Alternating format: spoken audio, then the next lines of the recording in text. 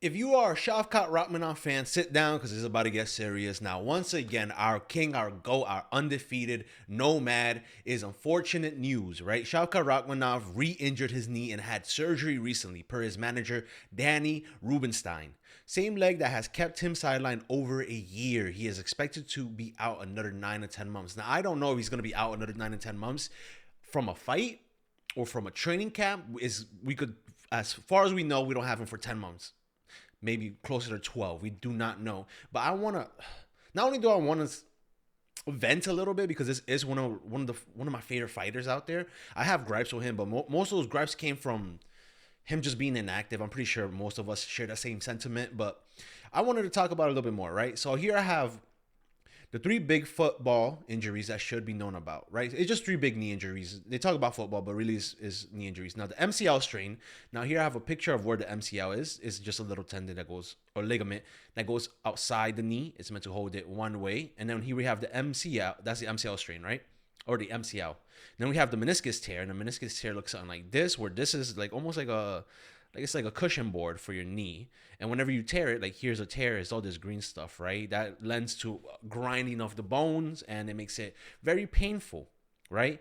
How do meniscus tears happen? Athletic training or competitive can exert a tremendous force on the meniscus. Running, jumping, squatting, or twist motions can intensify this pressure during these high pressure or fast paced activities. Sections of the meniscus can tear and move out of place. Now, this is anything from a camp, anything from grappling. A lot of people could hurt their knees and stuff like that from grappling. If you twist weird, if you throw kicks at all, if you throw your kick and your heel doesn't raise and your leg stays planted, if you throw a kick, the foot on the floor, twist and the knee twists in a weird way where it could really destroy your knees in a bad way. Right now, here's another one. This one is the most common, right? The ACL tear. All right. Last but certainly not least, ACL tears occur often in both football players and other athletes. The most common major knee injury to occur in football is a ruptured ACL, right? ACL is very common, and I know we had a lot of fighters. This happens, right? It happens, but here's the part about it, right? Now, we heard Ariel talk about how it's going to take 8 to 10 months. Where does it go? Okay.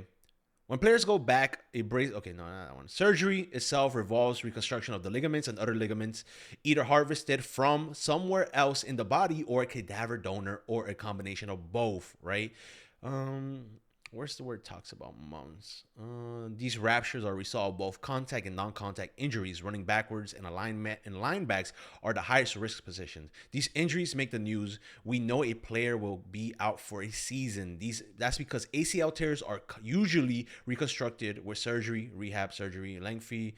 Okay, return to play may take anywhere from 6 to 9 months, which is looks like what's in timeline. So it might be a Shavkat Rakhmanov ACL tear, right? And the ACL is this little ligament that goes in front of the knee, and you could absolutely just destroy it, right? Now, causes of the ACL is change direction of the knee too quickly, stopping in the middle of a rapid movement, lands wrongly from a jump, collide with another individual directly, for example, during a football tackle, right?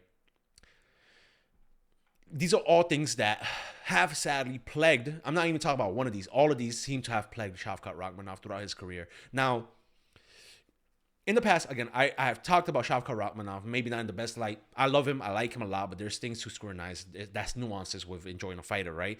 One of his fights was against Ian Gary and Wonderboy, where he was a lot more of a smudgy, want-to-wrestle fighter. But during those fights, it kind of came out the news that Shavkat Rakhmanov was injured, right? So Shavkat Rakhmanov fought through a severe ankle injury during his 296 win over Stephen Wonderboy Thompson on December 16, 2023. He suffered a torn major ligament in his ankle approximately 6 weeks prior to the fight. Now, it's the ankle. It's not the knee. So, good news because it's not like it's not a re-injury, but well, it is, but it's not sincere. But this kind of does tell me that he's not letting it heal. He's not being patient. He's not being,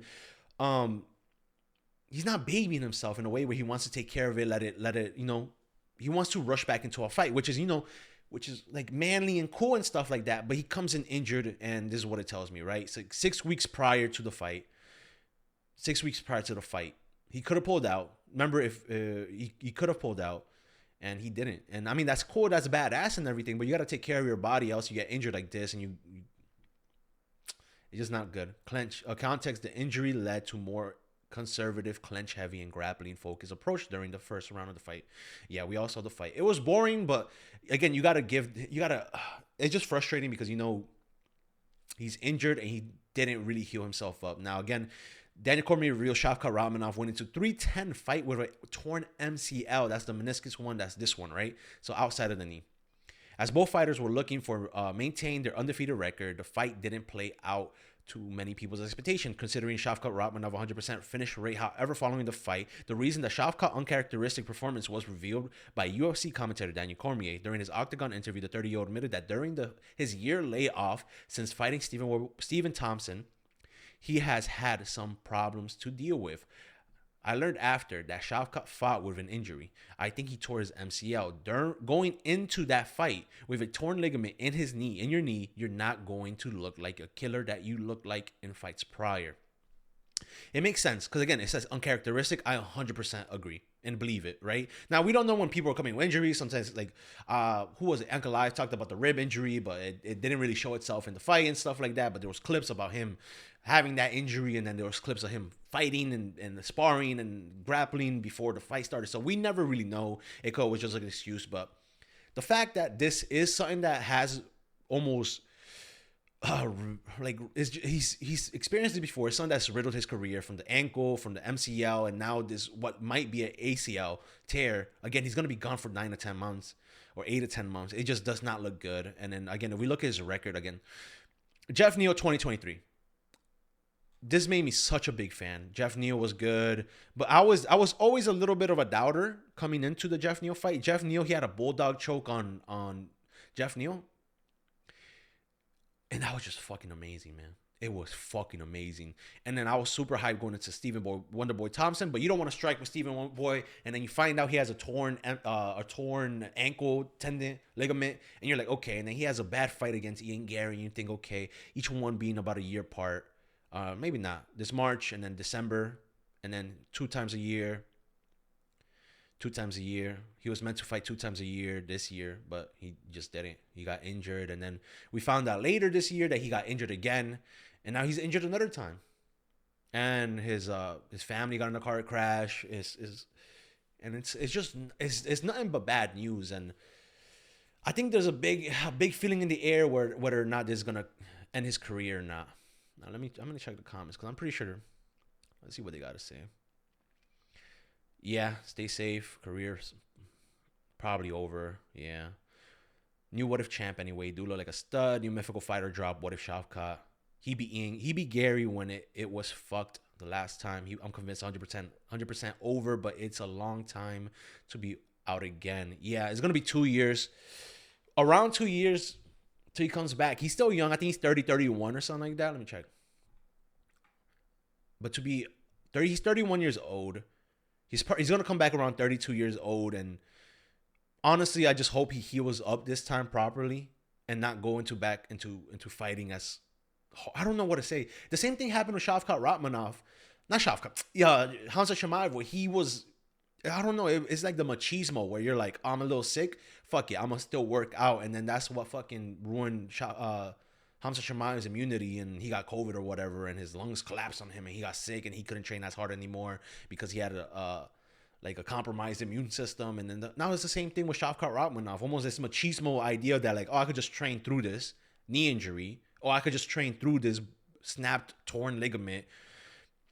It's really fucking up a lot of our favorite fighters. It really is. I doubt this is the first person that really does this. I doubt we're just gonna see more. Even Yuri Prochazka, he had a shoulder injury, and I think the UFC doctor said it was the worst shoulder injury he has ever seen, and he took time. Even Tony Ferguson, I think he snapped his ACL also, tripping through wires, and came back, I think 6 months, and then fought Justin Gaethje or something like that. It was just bad timing. It was just too much machismo was really poisoning the UFC. But that's kind of what makes me like these fighters, because they're like someone who I would love to be like, almost inspired to be. I love the fucking stoic Chad, like all that guys who I want to be more like, not talk trash, not say anything crazy about other people's family or stuff like that. I like them humble, I like them stoic, and Shavkat was like that for me. Like, I'm a big fan of Shavkat, and now seeing him be out for another 10 months, 9 months at the lowest, 8 months at the lowest, right? So say like another year. And we don't even, again, we don't know if that's 8 months for him to get into training again. It could be, it could be over a year since we see him in the cage. And then that's not even amusing the idea that he's going to get injured again. So it's just sad, man. This video is more me about me venting because I was really expecting Shavkat Rakhmanov news sooner than later. He's been gone for a long time, you know. So all due respect, you know, thoughts and prayers out for him. You know, let him heal up. You know, and that's kind of it. You know, just a vent video, ranting video. Um, Let me know what you think down below. Like and subscribe, please. I'm a small channel. It helps me grow. It helps me be seen. That's it. Hope you enjoy your day. Bye.